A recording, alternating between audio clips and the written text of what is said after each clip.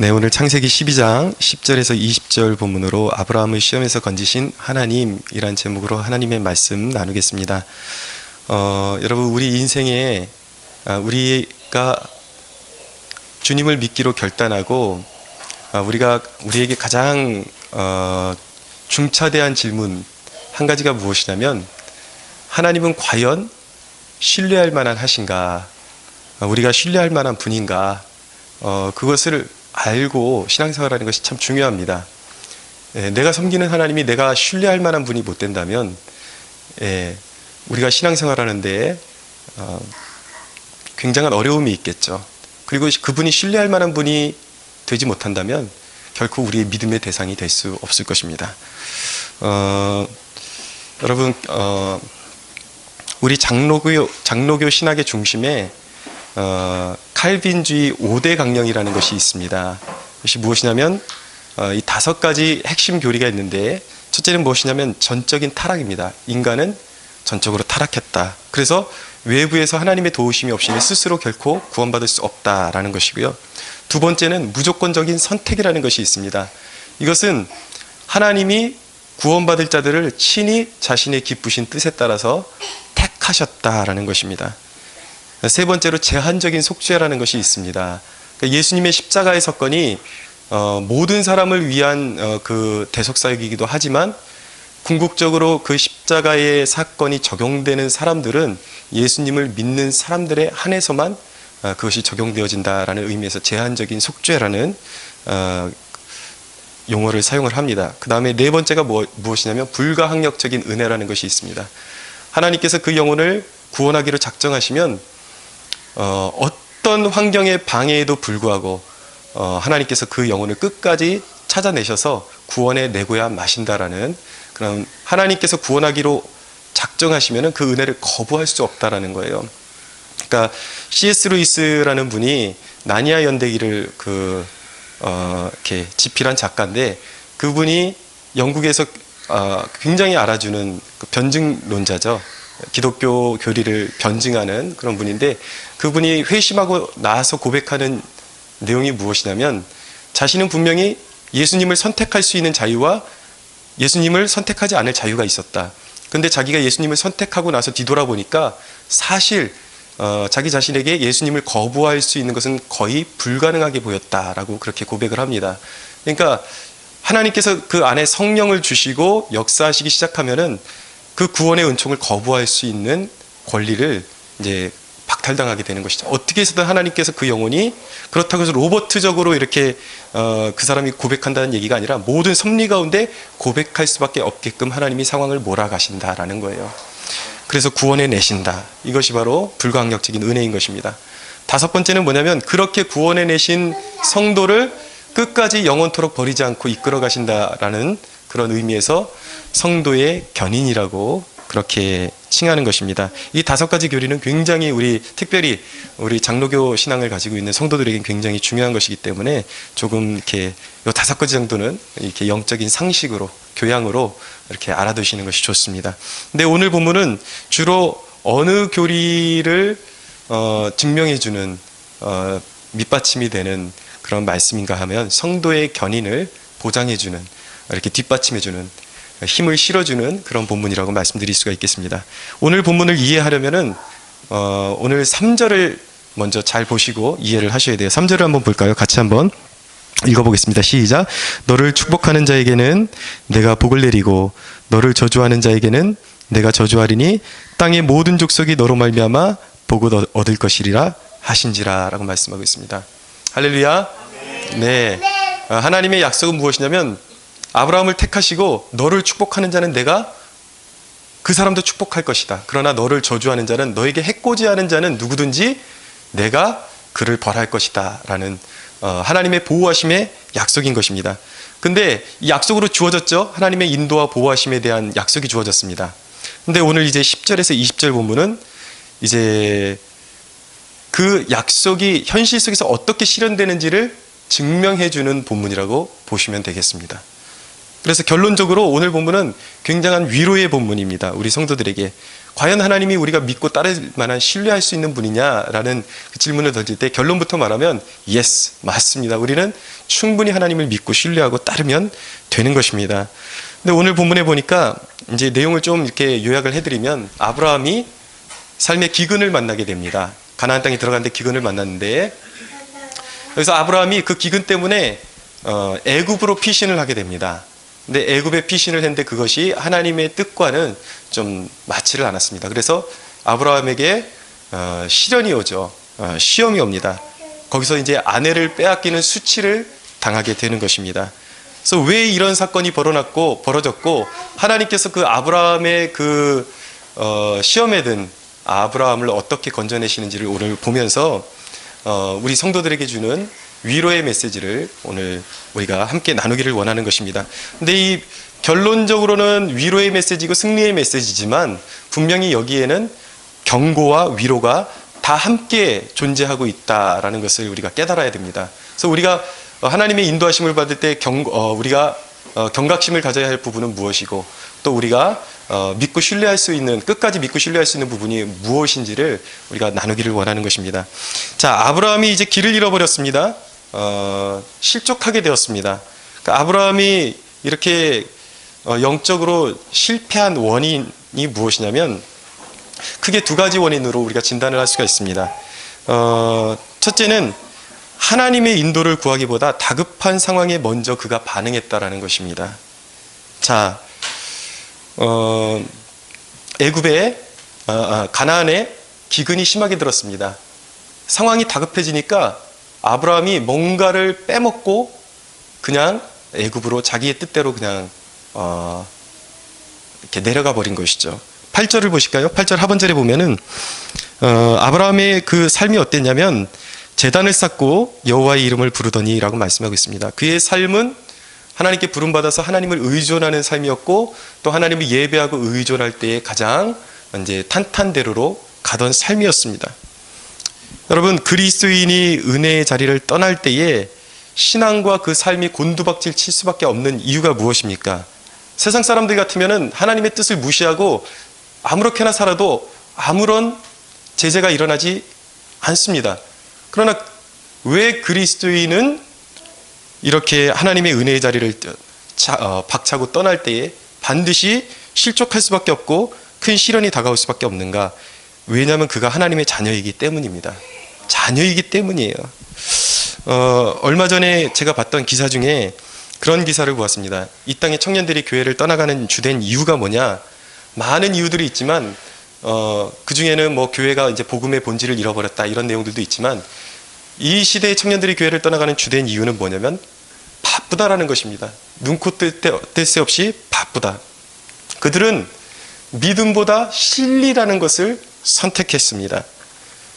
그러니까 한가하게 예배드리고 기도회에 참석할 만한 여유가 없다라는 것입니다. 실리를 쫓아서 눈에 보이는 것을 오히려 잡기를 선택했다라는 것이죠. 애굽의 바로가 모세에게 한 말이 그대로 이 시대의 청년들에게, 이 시대의 또 하나님의 자녀들에게 먹혀 들어가고 있는 것입니다. 바로가 뭐라 그랬습니까? 모세에게 내 백성을 보내라. 하나님의 명령을 따라서 모세가 파라오를 만났을 때에 파라오가 한 말이 뭐냐면 우리가 예배 드려야 된다. 그러니까 우리를 보내달라 그러니까 너희가 게으르다라는 거예요. 너희가 한가하게 예배 드릴 시간이 어딨냐. 너희가 게으르기 때문에 예배하고자 하는도다라고 그렇게 이야기를 했던 것이죠. 그러니까 이 바로의 말이 이 시대의 그리스도인들에게 먹혀 들어가고 있다는 것입니다. 그렇지. 우리가 한가하게 예배하고 있을 시간이 어디 있는가? 우리가 한가하게 기도하고 있을 시간이 어디 있는가? 빨리 진리를 쫓아가야지. 빨리 세상에서 자리 잡고 그리고 세상에서 정말 점점 부요해지고 그런 삶을 살아야지. 언제 내가 하나님을 예배하고 있는가? 진리를 쫓아가는 것입니다. 근데 여러분 꼭 기억해야 하는 사실은 하나님의 백성들이 하나님의 약속이 아니라 진리를 쫓아갈 때에 어떻게 될 수밖에 없는가? 세상을 압도하는 존재가 되는 것이 아니라 세상의 뒷공무니를 쫓아갈 수밖에 없는 것이에요. 그리고 영적으로 탈진하고 넘어질 수밖에 없는 것입니다. 그것이 영적인 진리인 것입니다. 우리 그리스도인들이 이 진리를 볼 수가 있어야 됩니다. 골로새 2장 2절에 보면 그 안에는 지혜와 지식의 모든 보화가 감추어져 있느니라고 말씀하고 있어요. 무슨 말씀이냐면 예수 그리스도 안에 우리가 이 땅을 살아갈 때 필요한 구원에 속한 것과 우리의 삶에 속한 모든 지식과 지혜의 보화가 예수 그리스도 안에 들어있다라는 거예요.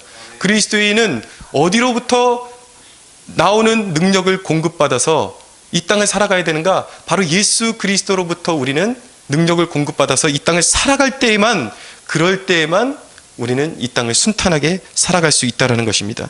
승리할 수 있다는 거예요. 송충이가 솔잎을 먹어야 하듯이 예수 믿는 사람들은 결코 세상적인 방법으로 성공할 수 없다는 것입니다.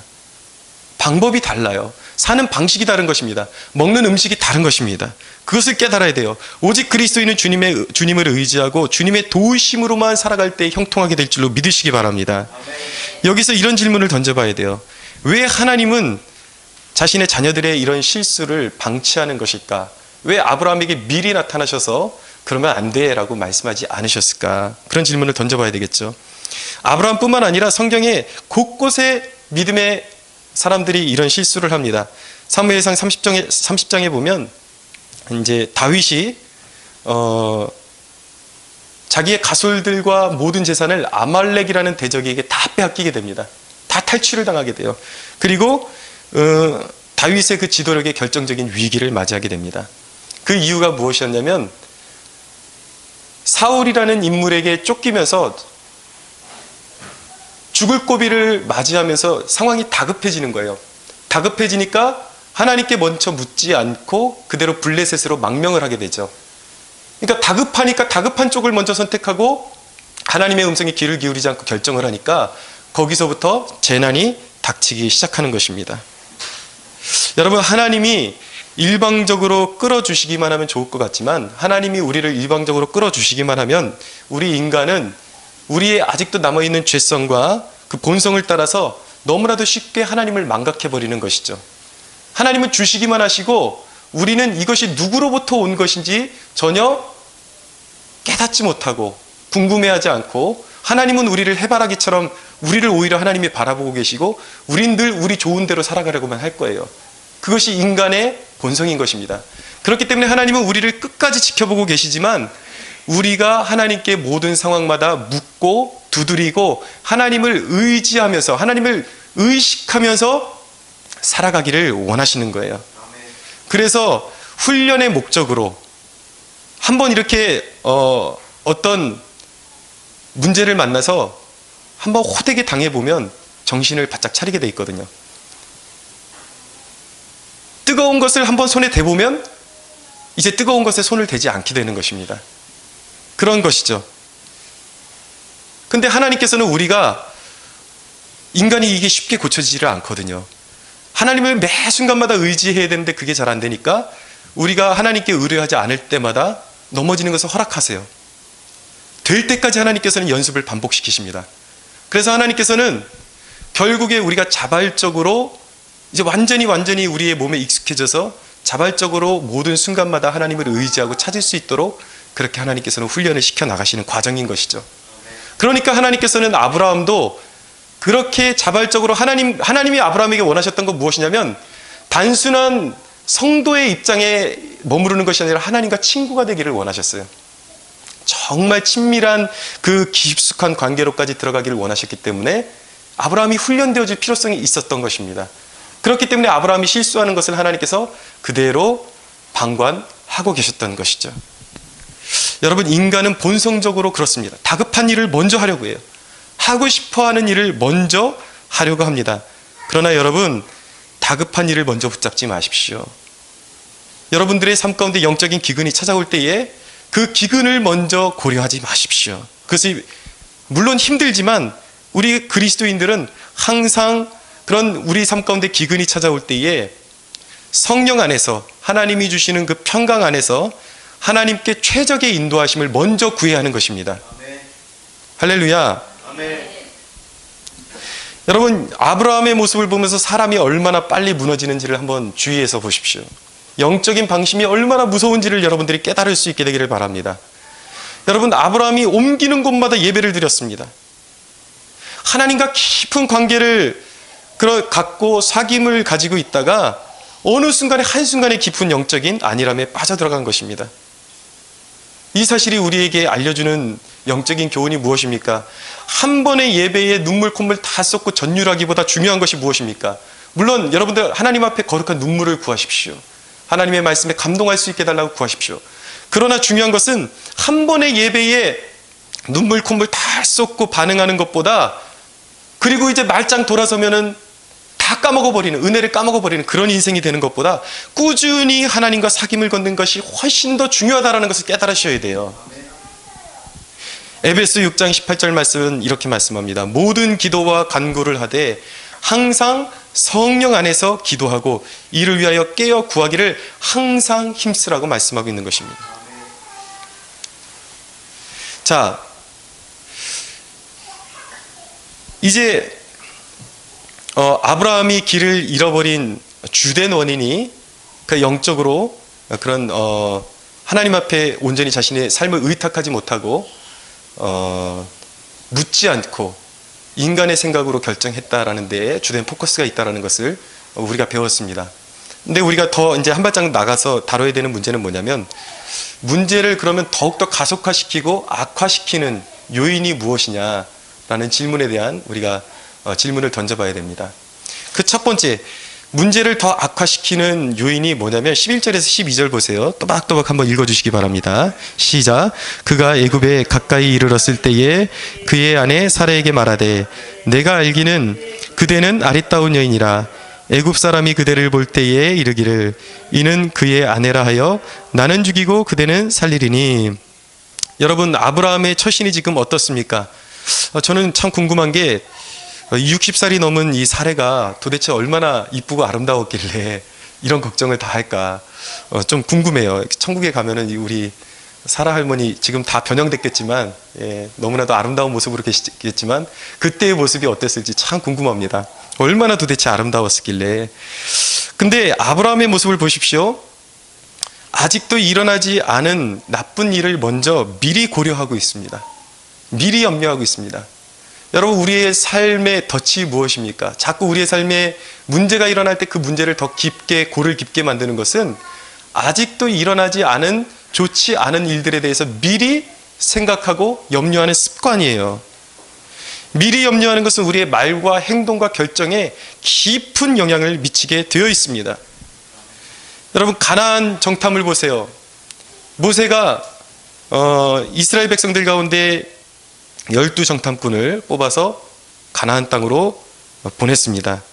근데 돌아와서 그들이 하는 말이 뭐냐면, 그들 정탐꾼을 보낸 주 목적이 무엇입니까?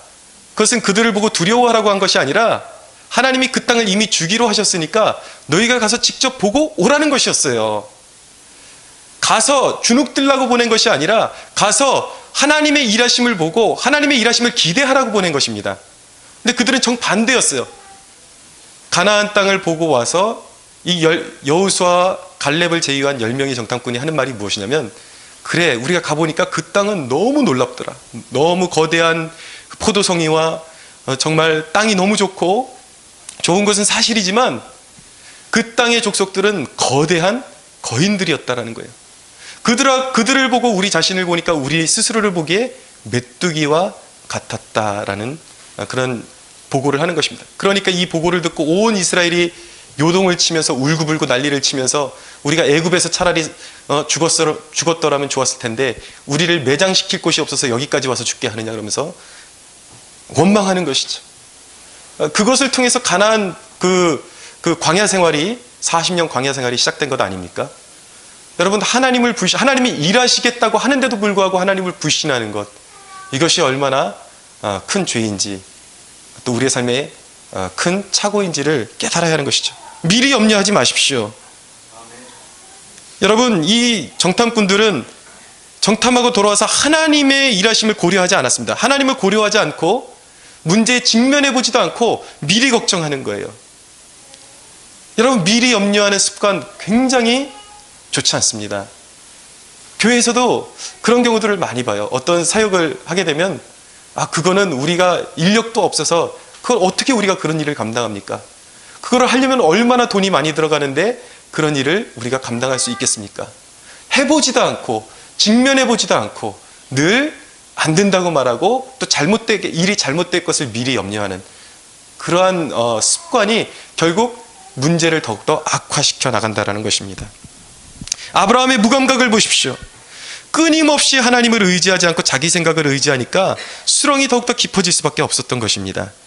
여러분, 무엇을 결정할 때 하나님을 고려해 넣지 않은 결정은 바른 결정이 아니라는 사실을 꼭 기억하시기 바랍니다. 우리가 실수할 수 있습니다. 살다 보면은. 때로는 그릇된 길로 갈 수 있습니다. 우리는 완벽할 수 없어요. 그러나 많은 사람이 이미 저지른 실수 때문에 붙잡혀서 한도 끝도 없이 곤두박질 치는 것입니다.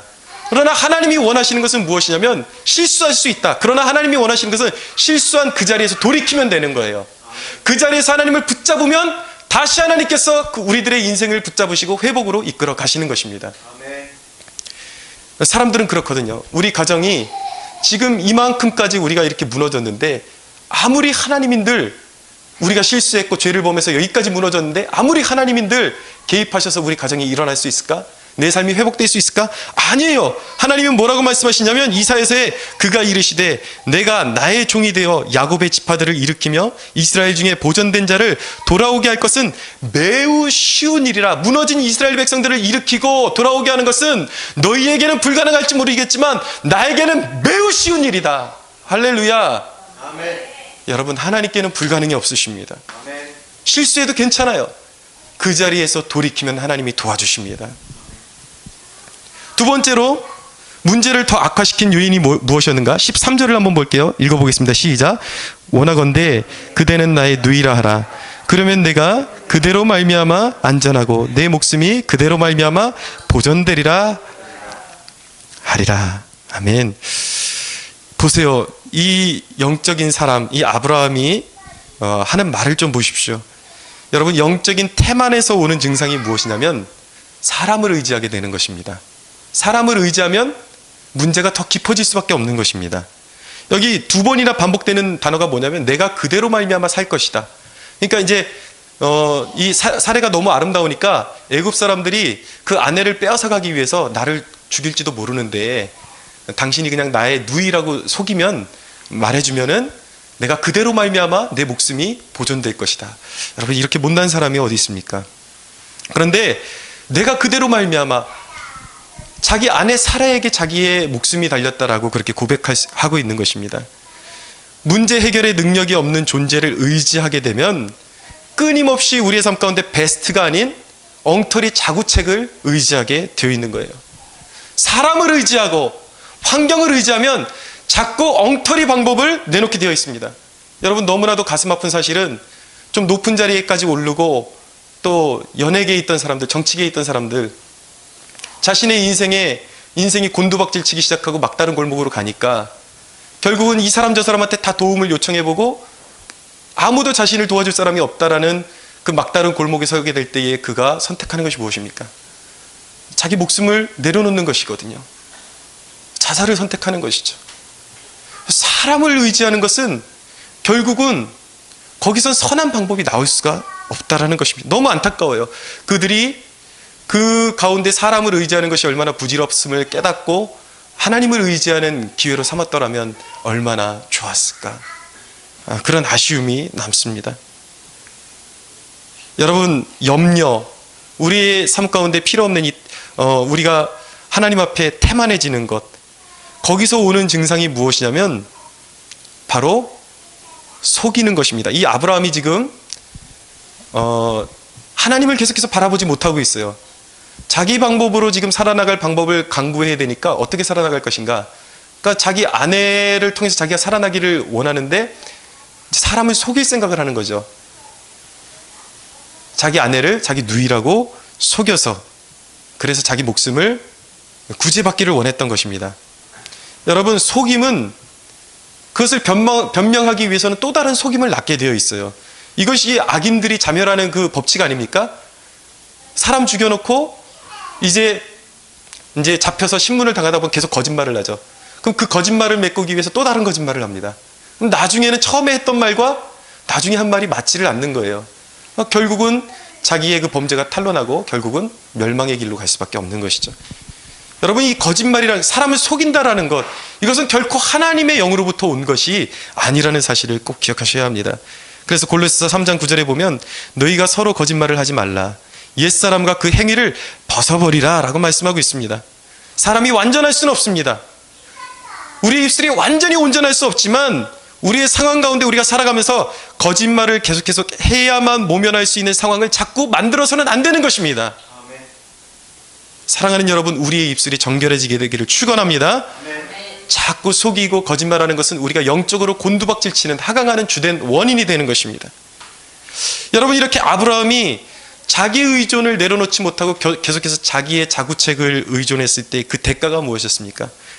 그것이 바로 14절, 15절에 나타나고 있습니다. 한번 읽어볼까요? 아브라함이 애굽에 이르렀을 때에 애굽 사람들이 그 여인을 심히 아름다움을 보았고 바로의 고관들도 그를 보고 바로 앞에서 칭찬함으로 그 여인을 바로의 궁으로 이끌어 들인지라. 아내를 빼앗겨 버렸어요. 이 믿음의 사람이 얼마나 수치스러운 일을 당하고 있습니까? 여러분, 자기 의존의 대가는 수치를 당하는 것입니다. 결코 형통할 수 없어요. 하나님의 사람이 하나님을 의존하지 않고 자기 자신을 의존하거나 세상을 의존하면은 결국 세상으로부터 수치를 당할 수밖에 없는 것입니다. 그런데 여러분, 여기에 하나님의 위대하심과 놀라운 은혜가 여기서부터 시작되는 것입니다.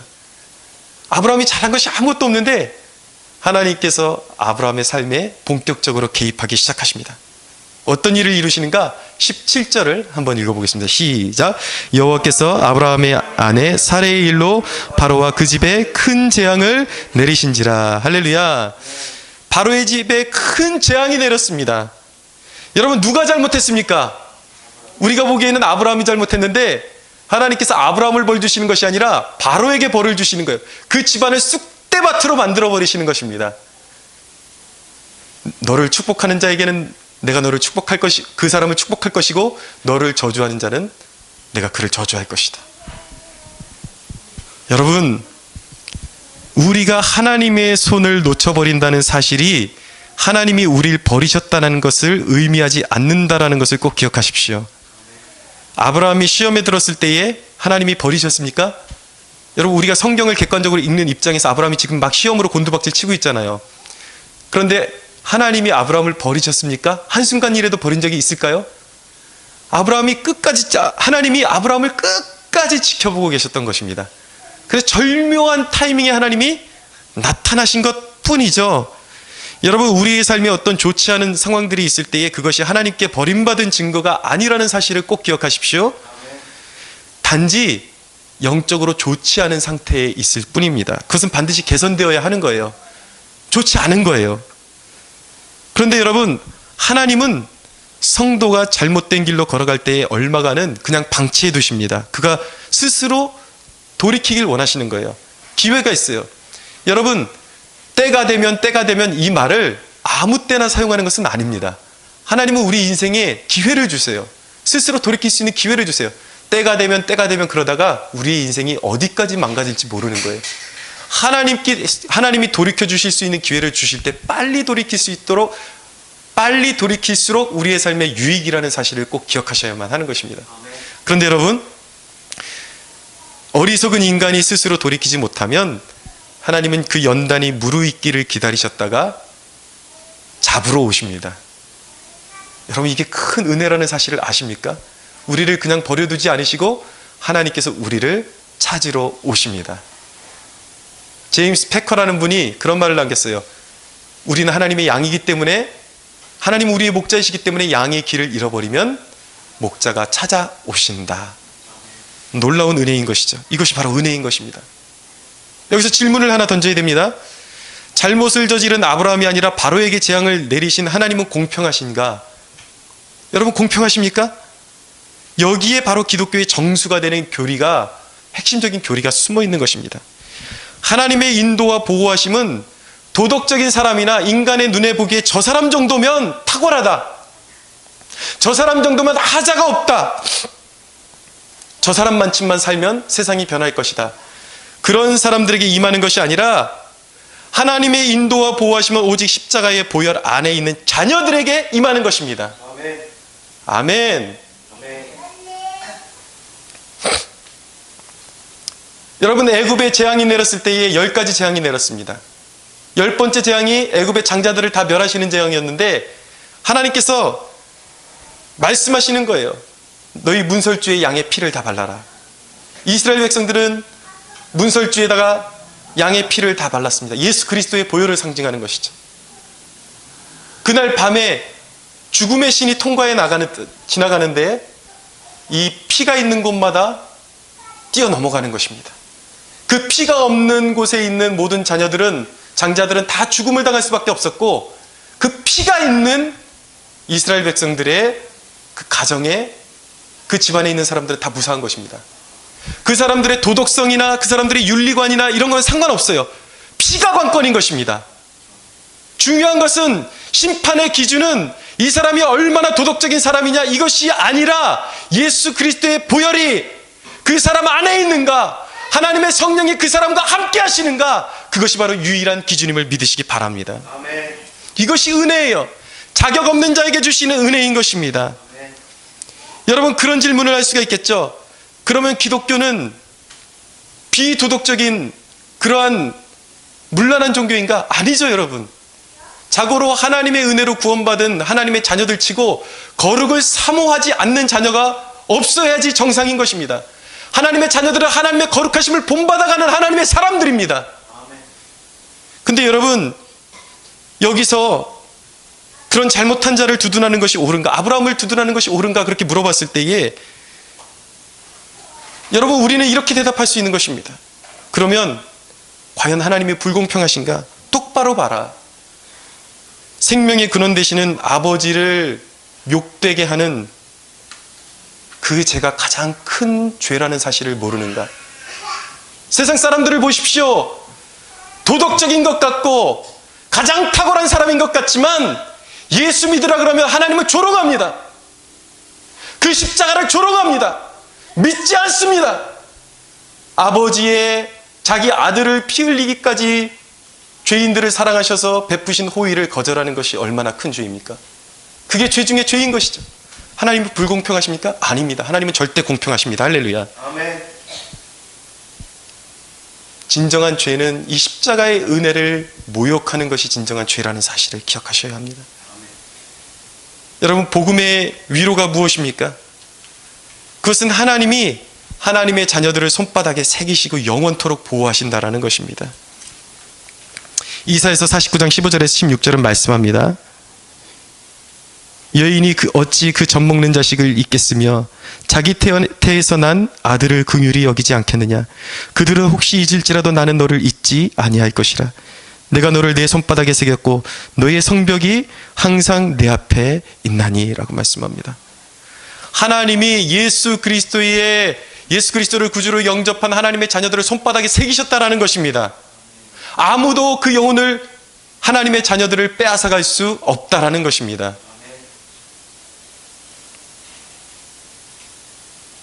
그래서 여러분 16절을 보세요. 이에 바로가 그로 말미암아 아브라함을 후대함으로 아브라함이 양과 소와 노비와 암수나기와 낙타를 얻었더라라고 말씀하고 있어요. 여러분, 이 사람 보세요. 자기 아내 거짓말 쳐놓고 빼앗긴 것도 모자라가지고 아내 빼앗긴 대가로 노비와 암수나기와 낙타까지 얻었던 사람입니다. 얼마나 엉터리 같은 사람입니까? 20절을 보세요. 근데 하나님께서 바로에게 재앙을 내리시고 하나님께서 어떻게 하시는가? 바로가 사람들에게 그의 일을 명하며 그들이 그와 함께 그의 아내와 그의 모든 소유를 보내었더라. 하나님께서 아브라함이 나오게 하시는데, 아브라함이 잘못했는데 그냥 나오게 하시는 것이 아니라 온갖 좋은 것들을 얻어서 나오게 하셨다라는 것입니다. 여러분, 이 흠모할 것 없는 사람을 하나님께서 믿음의 조상이라고 그렇게 칭해 주셨습니다. 이것이 은혜예요, 여러분. 이것이 하나님이 사용하시는 회개를 일으키는 방법이기도 한 것입니다.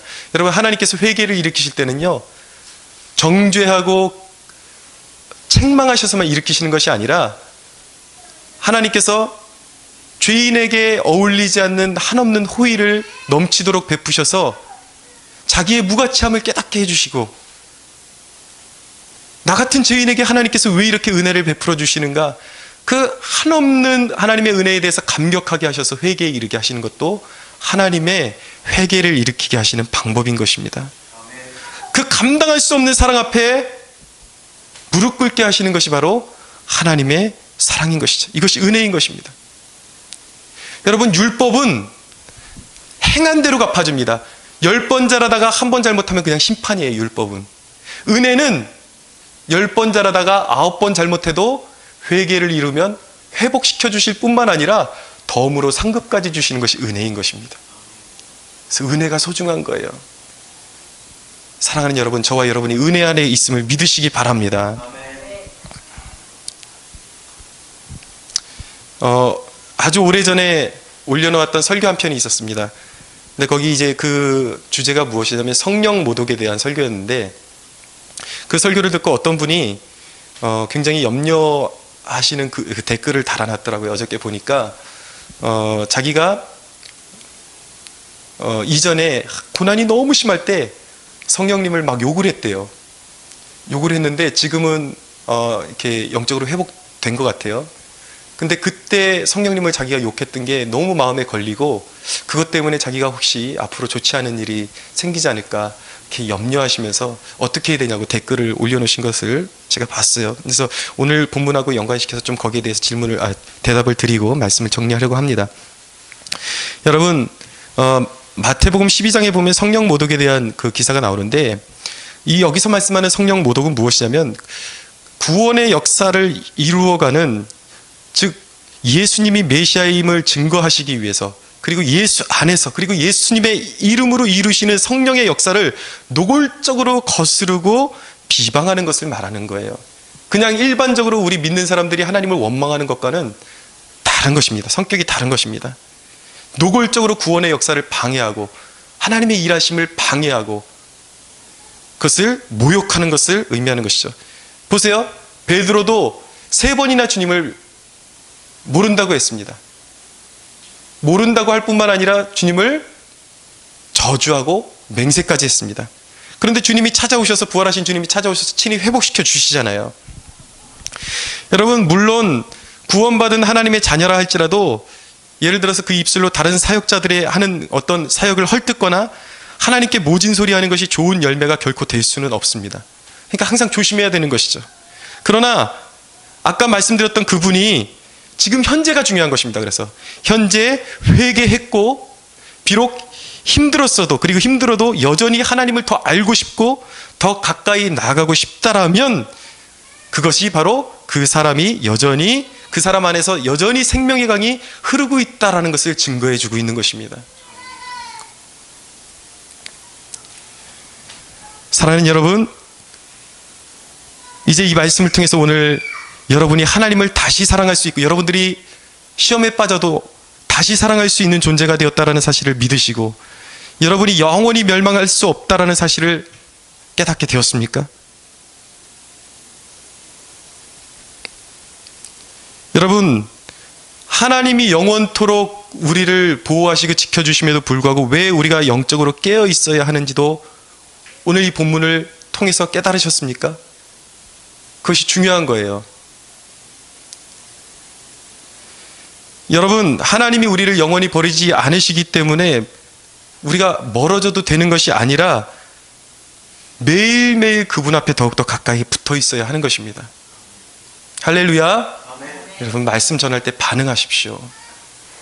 입 꾹 다물고 있지 말고 반응하세요. 사랑하는 여러분, 하나님께서는 결코 우리를 버리지 아니하실 것입니다.